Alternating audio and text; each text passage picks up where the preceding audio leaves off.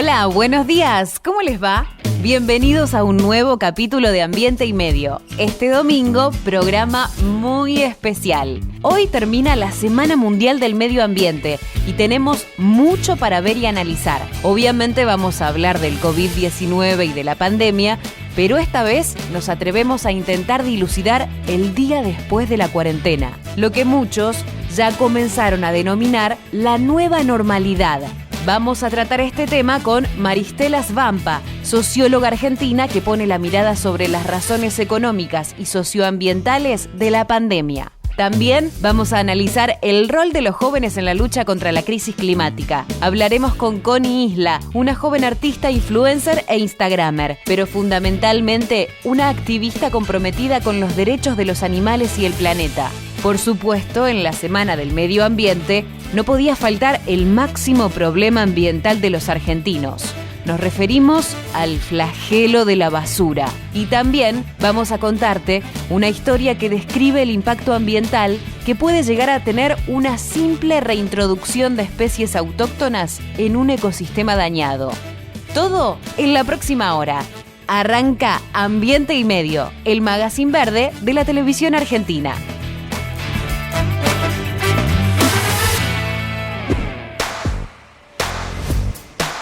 La Semana Mundial del Medio Ambiente, que acaba de concluir, será recordada para siempre. Por las calles vacías, por la ausencia de jóvenes movilizándose, por las plazas sin escenarios ni artistas, por los activistas ambientales reclamando desde sus casas. Finalmente, la pandemia terminó poniendo en evidencia los grandes errores del hombre en relación con la naturaleza y sus recursos. Aun cuando no haya consenso sobre lo que vendrá, ya son muchos los que pronostican la llegada inminente de una nueva normalidad. ¿Qué significa eso en términos ambientales? Se trata, sin dudas, de uno de los grandes interrogantes de la hora. Estamos viviendo un hecho inédito en el mundo. La mayoría de las personas estamos en cuarentena para reflexionar un poco cómo vamos a volver a nuestra vida, si es una vida que va a ser igual a la anterior, cómo vamos a reinsertarnos laboralmente, reinsertarnos en la sociedad, con los amigos, con la familia. Invitamos a charlar con nosotros a Maristela Svampa. Ella es socióloga y escritora y nos va a ayudar entre todos a ver qué hacemos el día que tengamos que volver a nuestra vida cotidiana. ¿Cómo estás, Maristela? Encantada de tenerte acá en Ambiente y Medio. ¿Qué tal? Buenas tardes a todos y a todos. ¿Cómo estás, Gabriela? Muy bien. La reflexión o para empezar esta charla, ¿cómo crees que tenemos que reinsertarnos? ¿Cómo va a ser el día después cuando podemos decir afloje este aislamiento, afloje esta cuarentena que por supuesto todavía no va a ser mañana, ¿no? Van a faltar algunos días. Bueno, en realidad yo creo que primero tenemos que pensar que estamos en una encrucijada civilizatoria que involucra a toda la humanidad. Por primera vez es el planeta entero, la humanidad entera, la que aparece fragilizada, vulnerable ante un evento global como esta pandemia, y ante la cual, para decirlo de manera así muy sumaria o simplista, hay dos posibilidades.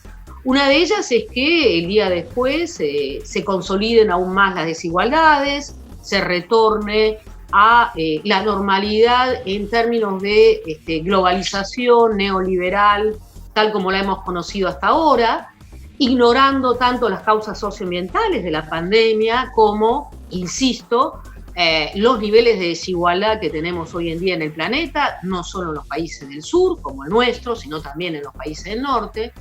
O bien también existe la posibilidad, digamos, de avanzar hacia una globalización democrática, más solidaria, a un nuevo multilateralismo, un horizonte diferente. De alguna manera, muchos analistas hemos estado pensando que esta situación nos coloca ante un portal a partir del cual algunas cuestiones que antes nos parecían, podríamos decir, increíbles o imposibles de hacer, hoy en día, ante esta situación de crisis, aparecen como viables o más aún factibles. Por ejemplo, en muchos países se está debatiendo sobre el ingreso universal ciudadano, una renta básica para todos los individuos, más allá de que estén vinculados o no al trabajo asalariado. También se está discutiendo en muchos países en un impuesto a las grandes fortunas. No olvidemos los niveles de desigualdad que atraviesa nuestro planeta. El economista Thomas Piketty, que es uno de los especialistas más connotados a nivel global en estos temas, sostiene que los niveles de desigualdad que hay actualmente en la humanidad solo pueden ser comparables con aquellos de fines del siglo XIX y principios del siglo XX. Esto es una época en la cual el Estado era el eje el mercado era el eje ordenador y no había Estado que efectivamente estuviera interviniendo en términos sociales. Entonces, ha habido un enorme retroceso en las últimas décadas y este enorme retroceso está ligado en los últimos años con la globalización neoliberal y con la destrucción también de la naturaleza. Las causas ambientales, socioambientales, parece que no se han tenido en cuenta en estos últimos años o en este último siglo. ¿Vos crees que ahora se van a empezar a tener en cuenta, aunque sea esas causas socioambientales, para poder tener o para poder no tener una nueva pandemia? Esperemos que sí. Yo creo que hay una gran conciencia acerca de las desigualdades, como decía anteriormente, pero en contrapartida no hay una gran conciencia y no aparecen los discursos políticos. No lo dice Angela Merkel, no lo dice Macron, no lo dice Alberto Fernández, acerca del peso de las causas socioambientales en la generación de estas pandemias, algo que ha sido estudiado por numerosos investigadores científicos y también divulgado a través de distintos libros. Hay una serie de estudios que muy claramente ha colocado el acento en las causas socioambientales, pero esto no aparece en los discursos. Todo lo contrario, lo que aparece en los discursos es la metáfora bélica acerca de la guerra, ¿no? La guerra contra una suerte de enemigo invisible, como si el virus fuera el responsable de todo este descalabro, que está lejos de ser una catástrofe natural. Está ligada a nuestros modelos alimentarios, está ligada a la expansión de las fronteras de extracción, a la devastación de los ecosistemas. Y además, los científicos lo que subrayan como tal es que esta es una de las primeras pandemias, probablemente haya otras pandemias, probablemente también la humanidad esté mejor preparada para las próximas pandemias porque ya cuenta con esta experiencia. Pero las que vienen probablemente sean peores, pero además el gran desafío que tenemos es responder al cambio climático que va a generar una serie de enfermedades, ¿no? Que va a multiplicarlas, además de los refugiados ambientales que va a producir. Maristela, ¿vos entonces considerás que se necesita este pacto ecosocial para afrontar esta crisis y las crisis que venideras? Esperemos que no haya, pero lamentablemente se supone que esta no va a ser la última. Bueno, yo creo que la posibilidad que se abre es la de un cambio radical, que ante una situación de crisis radical es necesario responder por la positiva en términos radicales. Lo peor que podría ocurrir es avanzar en un modelo de globalización, neoliberal o no, que consolide las desigualdades y que contribuya al colapso ecosistémico. Por ende, creo yo que se hace necesario, ¿no? Una propuesta holística, esto es integral, ¿no? Desde la cual se articule justicia social con justicia ambiental, algo que ha sido uno de los grandes núcleos problemáticos en nuestros países en la discusión, con la cuestión también económica. Necesitamos un pacto ecosocial y económico en el cual no solo pensemos en términos de renta universal ciudadana, sino también pensemos de reforma fiscal en un sentido progresivo, que pensemos efectivamente en un sistema nacional de cuidados. Yo pongo en el centro el paradigma del cuidado tan asociado al ecofeminismo o a la economía feminista, que tiene hoy un lugar central también en Argentina, en nuestro país, con un movimiento tan fuerte, y por supuesto la transición socioecológica, ¿no? Que no es un tema menor. Nuestro país... ¿Y cómo ves vos? Sí. Perdón, ¿y cómo ves el rol de los jóvenes? ¿Cómo ves el movimiento de la juventud? con respecto a este cambio de paradigma?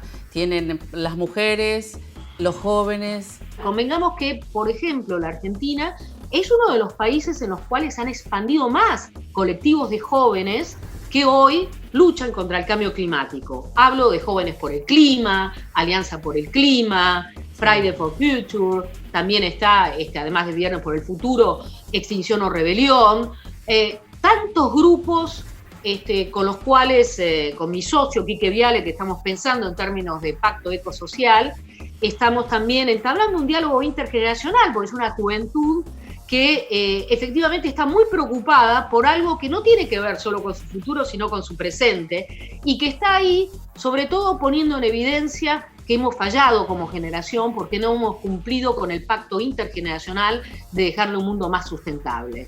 Ellos, hoy en día, son los que tienen, ¿no?, los que van a asumir sin duda el rol de construir ese mundo más sustentable, no solo socialmente, sino también en términos ecológicos, algo que ha sido uno de los puntos ciegos para pensar, ¿no?, desde los progresismos latinoamericanos y, por supuesto, también desde la Argentina. Yo creo que se abre una posibilidad enorme ante esta crisis que tiene vastos alcances de repensar esa articulación entre justicia social y justicia ambiental, y sin duda las feministas, así como los jóvenes, tienen un lugar preponderante en este debate.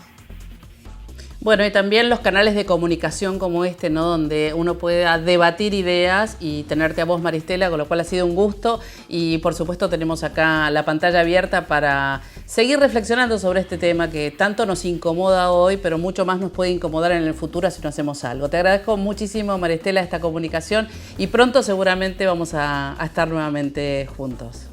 Bueno, muchas gracias y hasta pronto entonces. Gracias. Seguimos con más Ambiente y Medio.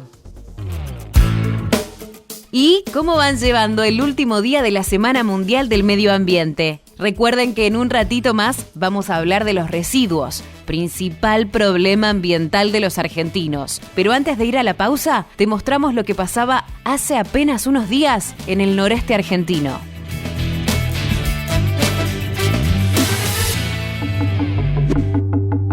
No necesitamos presentártelas. Siempre se agotan los adjetivos cuando hablamos de ellas. Monumentales, solemnes, imponentes. Adivinaste, son las cataratas del Iguazú, elegidas en 2011 como una de las 7 nuevas maravillas naturales del mundo.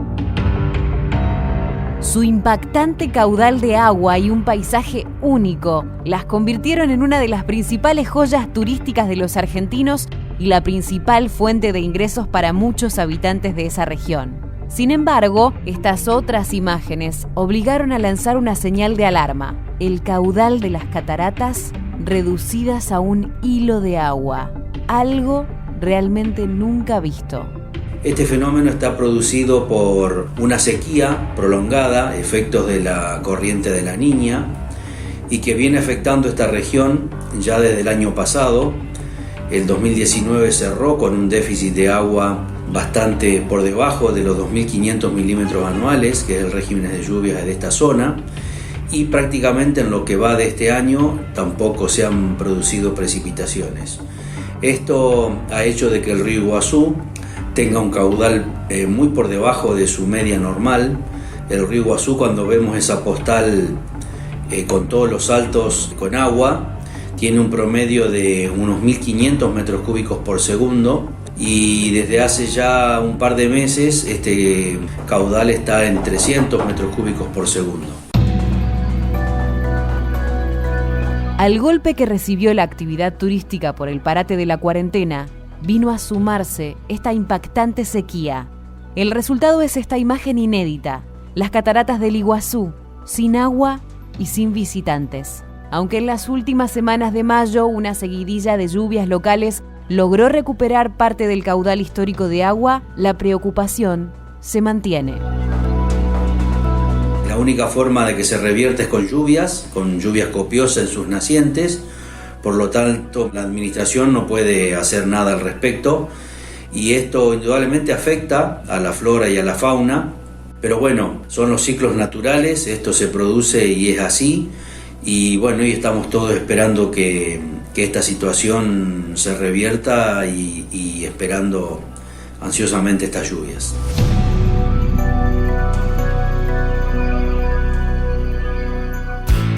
Ya volvemos con más Ambiente y Medio, periodismo aplicado a la ecología.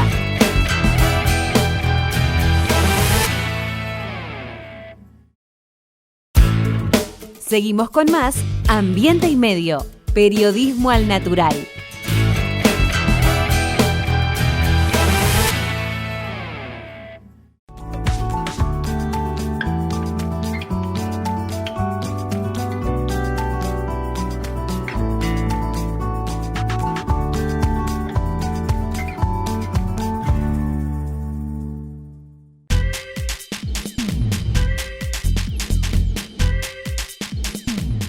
YPF le da una mano a los que ponen el cuerpo, porque pagando con la aplicación de YPF todo el personal de salud puede acceder a un 15% de descuento en combustibles todos los días. Ingresá en personaldesalud.ypf.com y completa los datos para acceder al beneficio. YPF.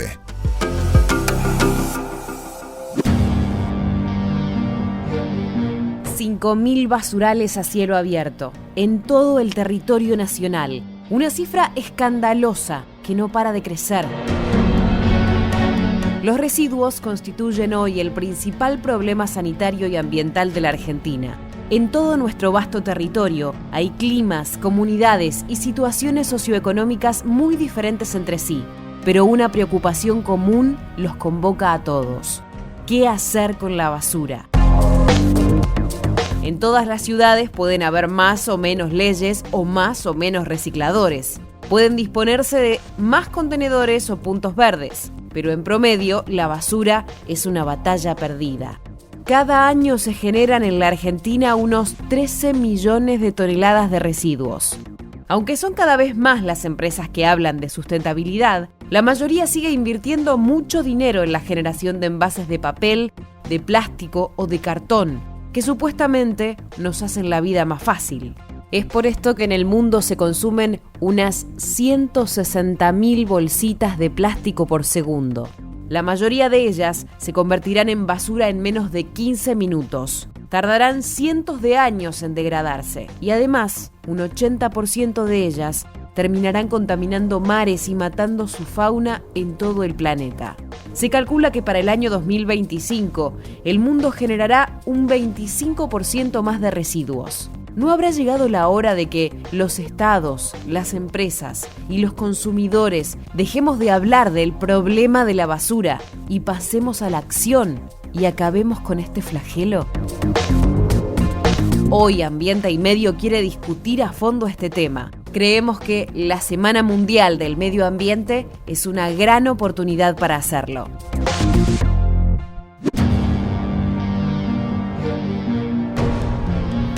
Como recién veíamos, desde Ambiente y Medio no podíamos, primero, dejar de homenajear al medio ambiente en su día con este programa especial. Y en segundo lugar, hablar de la basura.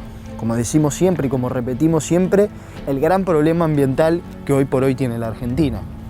Y nos vinimos a un basural, a recorrerlo, a verlo de cerca, a mostrarlo, a ver de qué está compuesto y sobre todo a graficar y representar las graves consecuencias ambientales y sanitarias que trae aparejado todo esto, sobre todo para quienes viven cerca de los basurales. Muchos tenemos la suerte de no vivir cerca de un basural y no recibir esas consecuencias directas que sí lo hacen millones de vecinos y vecinas que viven en las zonas lindantes a los basurales. Esto es lo que es un basural, una catástrofe ambiental, donde vemos todo tipo de artefactos, materiales, a simple vista vemos de todo. En el fondo, quema de basura, y acá artículos que podría tranquilamente ser reciclables o reutilizables, como madera, vidrio, plásticos. Allá tenemos un lavarropas, un RAE, que no solamente representa un peligro ambiental, sino también que con el tiempo se vuelve tóxico para las personas. Vemos neumáticos, que bien sabemos que son residuos que deben ser tratados pertinentemente en una planta de tratamiento de neumáticos. Es decir, vemos de todo. Y también decimos que la basura es el gran problema ambiental que tiene la Argentina, también porque tiene solución. porque tecnológicamente se sabe que hay que hacer, no solamente en el resto del mundo o en algunos ejemplos de países en el mundo, sino también por ejemplos que hay acá en la Argentina, con plantas de tratamiento que sí están funcionando a una escala pequeña. Es solucionable también a través de leyes que indiquen y reglamenten los diferentes tratamientos necesarios para los diferentes tipos de residuos, como recién veíamos, leyes que obliguen y fomenten el reciclado, y también se necesita una mayor concientización sobre la separación en origen, algo en lo que todos tenemos responsabilidad, desde el comercial hasta el individual. Siempre decimos en Ambiente y Medio que las políticas públicas van por encima de las acciones individuales, y es cierto, pero en este caso tenemos mucho para hacer. Como por ejemplo, hacer el ejercicio y revisar cuánta basura generamos por día, cuánta basura es evitable y cuánta de esa basura es necesaria. ¿Sabés cuánta basura generás vos solito? Cada persona origina un promedio de 1 kilo de basura por día. Estos residuos sólidos urbanos van a parar a plantas de proceso o a basurales a cielo abierto, porque la Argentina no da abasto con el tratamiento. Un poco más del 60% del volumen de una bolsa de basura lo constituyen los envases y embalajes, que en su mayoría fueron usados una sola vez. Generalmente han sido fabricados a partir de materias primas no renovables. Y si son renovables, se están explotando a un ritmo superior al de su regeneración. Hablamos de madera, petróleo, energía, entre muchos otros. O sea que, si todos nos ponemos a seleccionar la basura que tiramos, estaríamos generando un poco más del 30% de basura real que habrá que procesar, y con el resto ayudaríamos a la acción de reciclar. Y esto estaría muy bueno para usar menos recursos naturales. Es cuestión de ponerse a trabajar.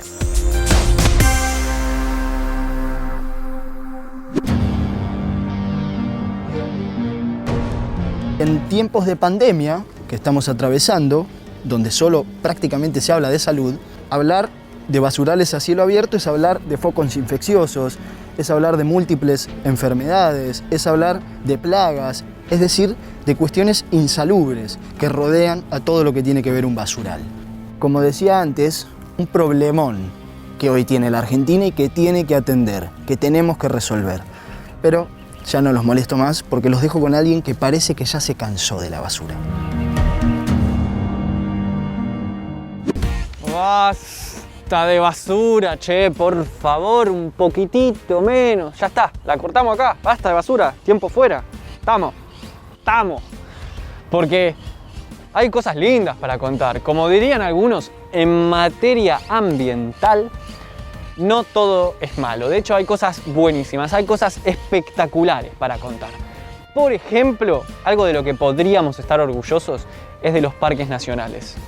Ese lugar, esa área protegida es bellísima, es hermosa. De hecho, cuando vayan a un parque nacional, por favor, preocúpense de no tirar basura, preocúpense de cuidarlos, porque es importante cuidarlos, es importante respetar cada animalito, cada insecto, cada planta, porque ellos son los que sostienen la biodiversidad y el ecosistema de cada lugar, de cada parque nacional.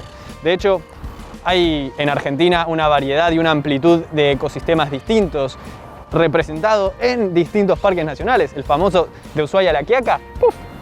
Anda a saber. Y tengo una historia que, si sos fan de Juego de Tronos o si te interesan las cadenas tróficas, tipo si te interesa lo que pasa cuando sacás un eslabón de otro, cuando pones un eslabón en otra cadena, es impresionante esta historia. Se trata de los lobos de Yellowstone. No sé si escuchaste hablar de eso, pero se trata básicamente de cómo un grupo de lobos llega a un parque nacional y transforma el parque. Lo hace vivir de nuevo, le da una cosa magnífica. Hicieron un laburo estos lobos impresionante, pero me da cosa decir que hicieron laburo, porque en realidad solamente estaban siendo lobos. En 1995 se reintrodujeron 14 lobos en el Parque Nacional de Yellowstone. Estos animales son naturales de este sitio ubicado en el noroeste de los Estados Unidos. pero como consecuencia de la actividad de los cazadores, los lobos habían estado ausentes en la región por más de 70 años. Tan pronto como llegaron los lobos, comenzaron a alimentarse de ciervos. Estos comenzaron a evitar aquellos lugares en los que podían ser atrapados fácilmente. Inmediatamente, esos lugares comenzaron a regenerarse y en algunas zonas, la altura de los árboles se quintuplicó en solo 6 años. Tan pronto como esto ocurrió, los pájaros comenzaron a llegar, y también los castores.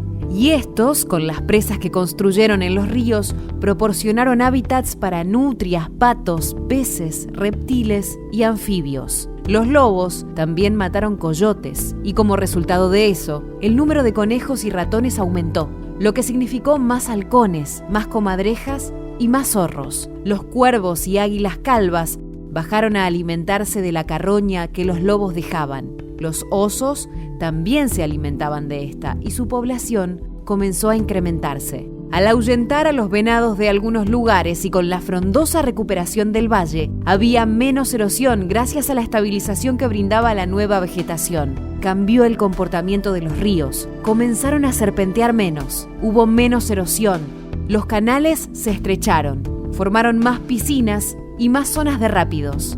Los nuevos bosques estabilizaron los bancos y el curso de los ríos se volvió más fijo.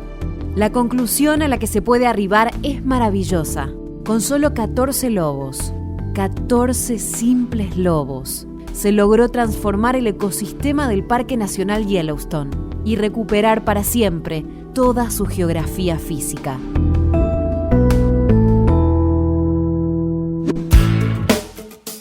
Ahora cerramos un nuevo bloque, pero en un ratito hablamos del rol de los jóvenes en la lucha contra la crisis climática. Para eso vamos a conversar con Connie Isla, una artista comprometida con el medio ambiente y los animales.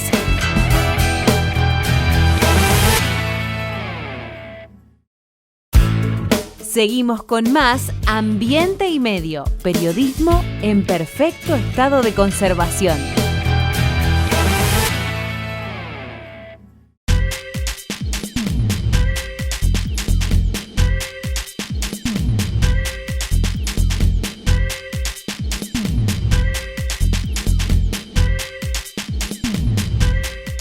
Grupo Petersen, desde 1920, construyendo el país.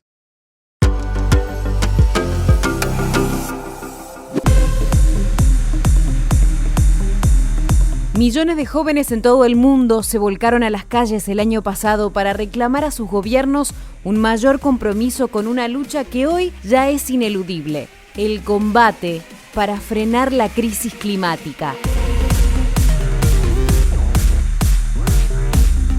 Hace ya más de una década que en miles de ciudades de todo el mundo se vienen produciendo altísimas temperaturas, que son récords, pero que son inmediatamente superadas con nuevas mediciones año tras año.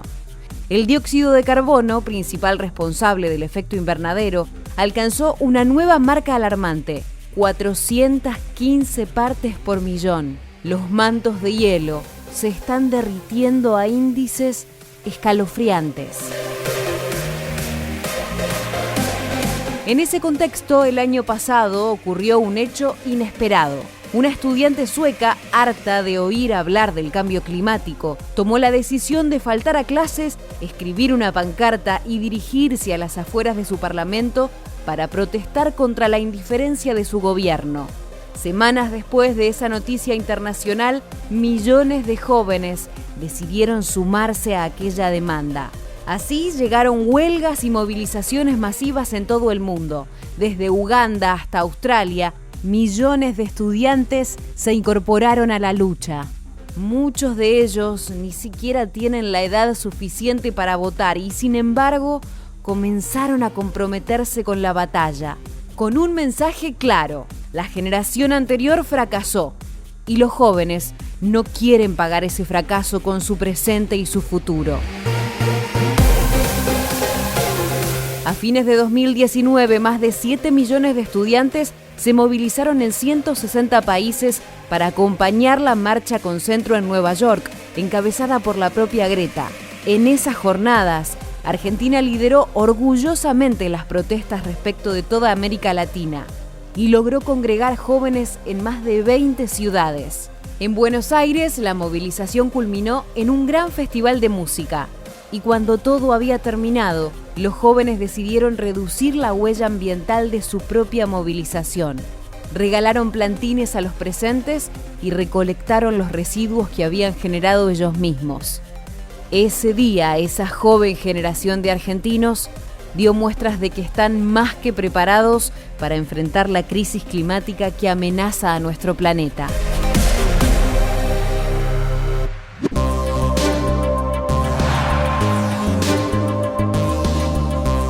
Millones de jóvenes fueron los que nos movilizamos a fines de septiembre del año pasado en casi todo el mundo. Como recién nos contaba Caro, luego de los reclamos de la joven sueca Greta Thunberg al sentarse cada viernes en el parlamento de su país, reclamando medidas contra la crisis climática. Lo que dio lugar al movimiento Fridays for Future, Viernes por el Futuro, viernes que era el día que Greta reclamaba frente al parlamento. Fridays for Future, que el año pasado organizó la tercera huelga mundial del clima, convocando a millones de jóvenes en casi todos los países del mundo. Y, orgullosamente, Argentina no fue la excepción, donde se realizaron manifestaciones en unas 30 ciudades y a mí me tocó participar, aquí en Buenos Aires, aquí, en la Plaza de Mayo. Estuvimos con Tommy, estuvimos con Ambiente y Medio, estuvimos con la Fundación Ambiente y Medio, marchando, marcando presencia en una marcha de la que nos sentimos absolutamente parte. Y todo empezó aquí, acá, en Plaza de Mayo, donde hoy me encuentro, donde se realizó la convocatoria y donde nos juntamos todos para marchar hacia el Congreso, aquí a unas 10-15 cuadras, marchando de forma pacífica, ordenada, en un marco colorido, en un día soleado, pero a su vez firme en sus reclamos. Una jornada que aquí en Buenos Aires reclutó a unas 6.000 personas, haciendo de esa marcha y de ese día un día histórico.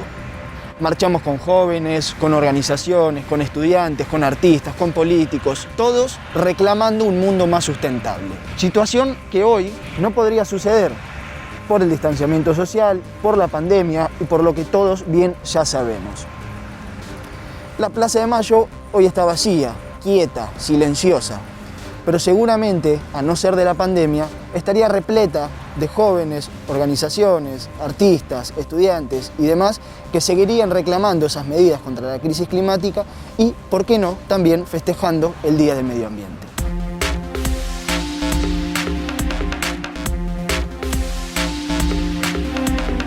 Hablando de reclamos y movilizaciones, no podíamos dejar de recordar lo que sucedió en Mendoza hace poquito, hace unos 5 o 6 meses, en diciembre del año pasado, que de hecho fue la última marcha ambiental con participación de la gente. En Mendoza, que lo que se intentó fue modificar la ley 7722, la cual protege el agua, prohibiendo el uso de sustancias tóxicas para la minería.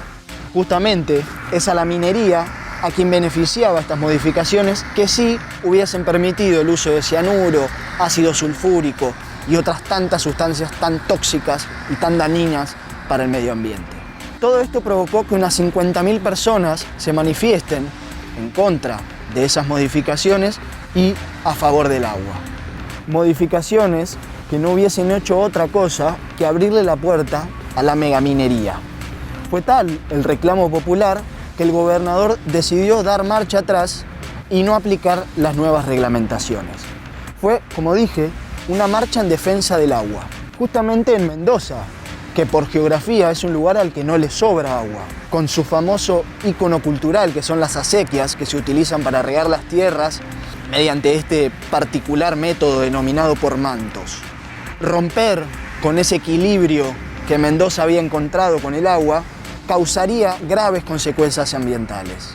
Y lamentablemente, y obviamente, no hemos podido viajar hacia Mendoza, pero no queríamos quedarnos con las ganas y hablar con alguien que haya estado ahí, un protagonista.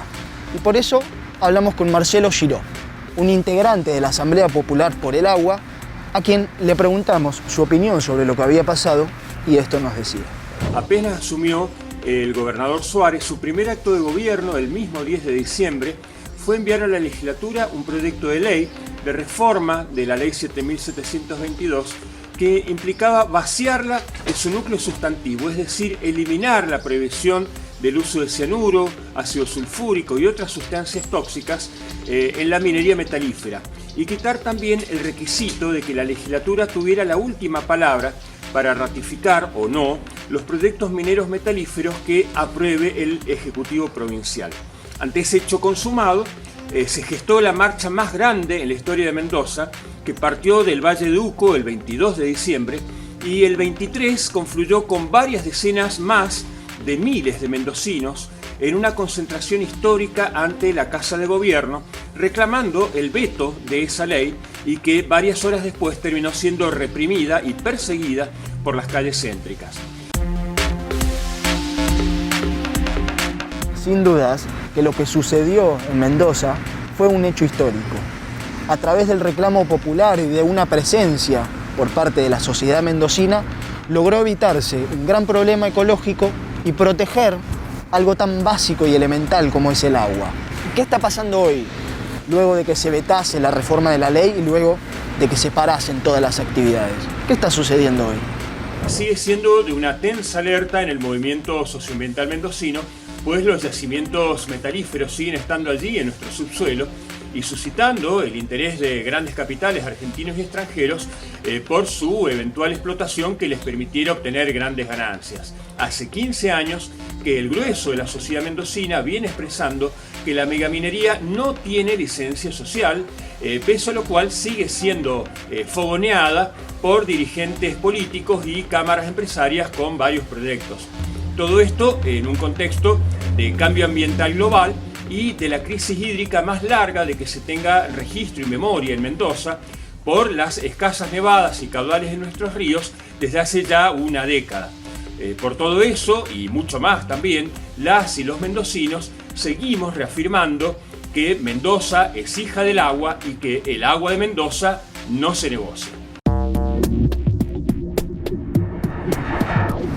Reclamos populares que vienen siendo tendencia en todo el mundo, más allá de este parate que lo tomamos como algo circunstancial y que seguramente, cuando se normalice el mundo, seguiremos luchando contra esta crisis climática.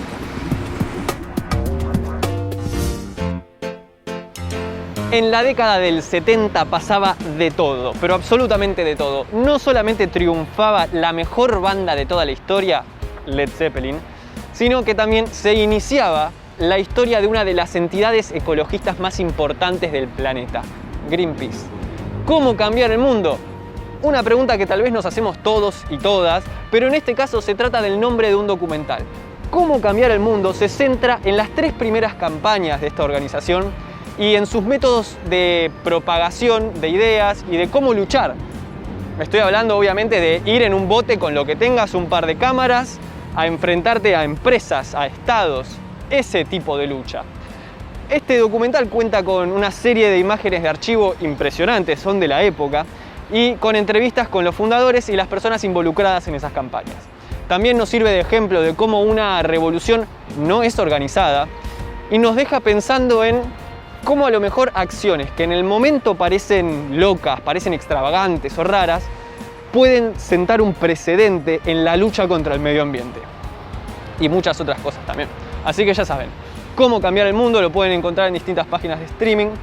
Y nos pueden seguir en las redes también, @Fundación Ambiente y Medio. Pueden entrar a nuestra página web ambienteymedio.tv y después pueden ver el programa completo en YouTube. Pero antes de despedirnos, los voy a dejar con Gabriela, que está con una invitada muy especial.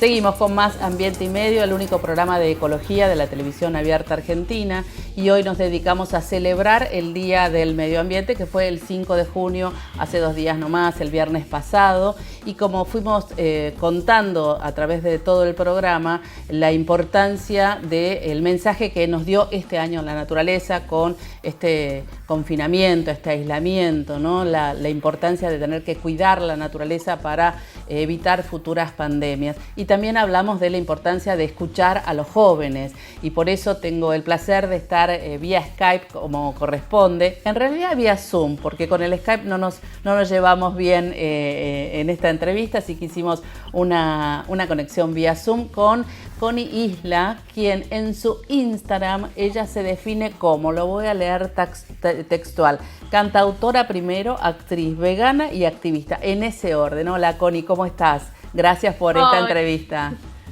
No, por favor, un placer, gracias a ustedes. ¿Esa forma de presentarse es por algo en especial? ¿Primero fuiste cantautora, después fuiste actriz, vegana y después activista, o es aleatorio?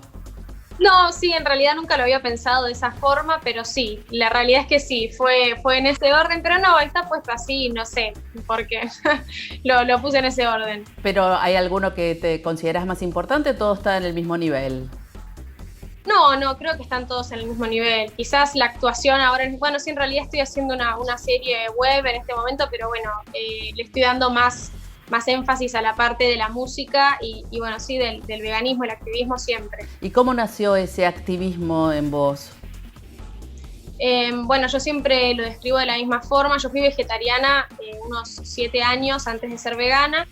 En esos 7 años la realidad es que no miraba documentales, no me informaba mucho, sino que simplemente no comía, digamos, animales, nada con ojos, como le decía en ese momento para que la gente entienda bien.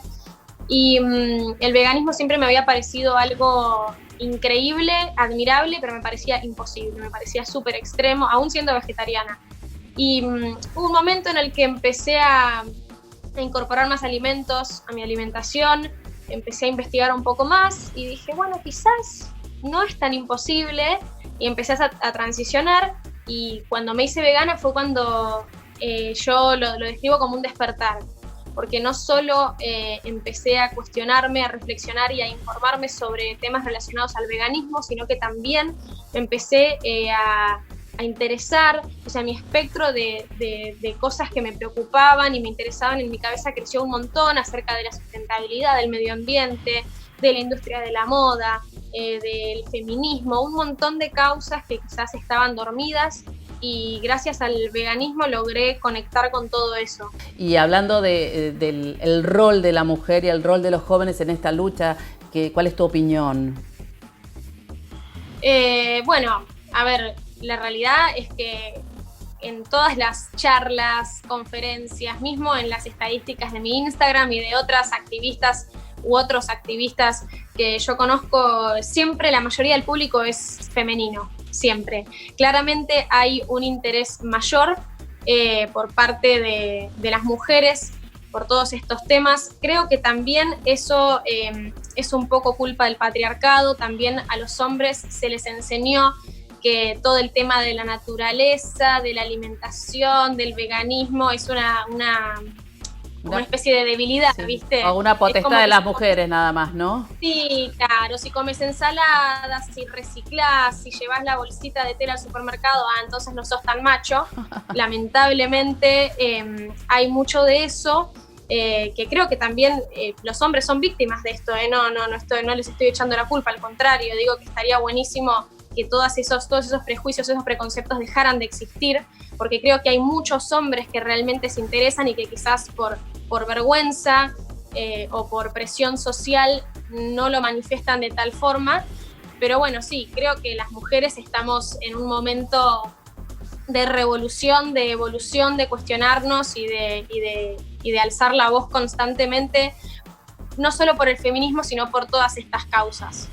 Y para ir un poco a lo que dijiste recién del Instagram, ¿no? Porque me parece que esa es tu manera de conectarte con los otros, ¿no? ¿Cómo haces tu activismo a través de Instagram? Tengo entendido que tenés alrededor de 500.000 de seguidores, o tengo mal los números, ¿es así? Sí, son más de 500.000 de seguidores. Yo la realidad es que hago mucho activismo por Instagram, pero también hago mucho activismo a través de mi música. Yo saqué un disco el año pasado, a fin de año, y la realidad es que todas las canciones hablan de algo, de alguna lucha diferente.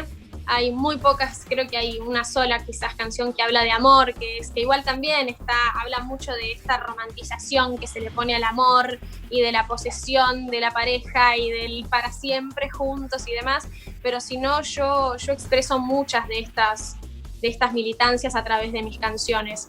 Y en mi Instagram lo hago de diversas formas, a veces hago videos más explicativos, a veces subo historias, reposteo historias de otras personas, interactúo con la gente, también les doy lugar de hacerme preguntas y yo respondo, de diferentes formas. ¿Y cómo es esa unión con tus seguidores con respecto al activismo, ¿no?